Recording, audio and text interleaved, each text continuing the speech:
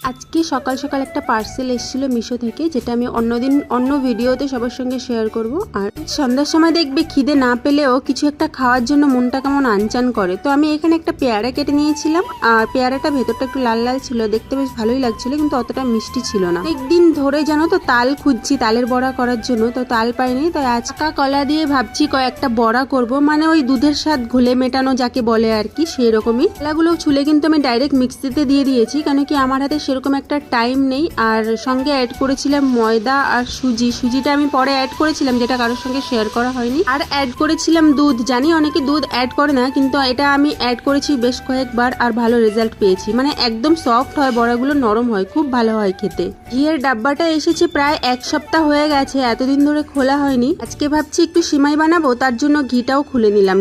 সিমাইটা কিন্তু already roasted ছিল, তো আমি আরেকটুখানি ঘিয়ে নাড়াচাড়া করে নিয়েছি। আর অনেকদিন ধরেই বলছিল একটু সিমাই বানাও, কিন্তু এই 2-3 দিন ধরে না আমার কাছে একদমই টাইম হচ্ছিল না। আর এখানে আমি দুধ জাল বসিয়েছিলাম ঢেকে, ভেবেছিলাম ঢেকে দিলে হয়তো তাড়াতাড়ি ফুটে যাবে দুধটা, কিন্তু ওই ঢেকে দেওয়ার কারণে দুধটা বাইরে বেরিয়ে গেছে আর কি। যাই হোক, আগে করেছিলাম তালের বড়া, সরি ভুল বলে ফেললাম, কলার বড়া। আচ্ছা, তোমরা কারা কারা তালের বড়া অলরেডি করে বানিয়ে খেয়ে ফেলেছো আমাকে একটু কমেন্ট করে জানিও তো। আমাদের এখানে না সেরকম একটা তাল পাওয়া যায় না আর কি, তাই হচ্ছে এই ঝামেলাটা হয়। রুটি করার জন্য আটা মেখে রেখে দিয়েছিলাম, তো কড়াইতে যেহেতু বড়া ভাজা তেলটা ছিল, তো আমি ভাবলাম যে কয়েকটা লুচি ভেজে নিই। এটা গুনে মোট 6 পিস লুচি করেছিলাম, আমাদের 3 জনের দুটো দুটো করে, কিন্তু লাস্টে মেয়ে খায়নি আর কি। আর আমার জন্য করেছিলাম একটুখানি আলু, যেহেতু আমি মিষ্টি জিনিস দিয়ে সেরকম একটা খেতে পছন্দ করি না, তাই একটু ঝাল ঝাল করে আলু করেছিলাম। আর দিয়ে সিমই দিয়ে হয়ে যাবে বরের জন্য। আজকের মিনি ব্লগটা এখানেই থাকলো, টাটা বাই বাই।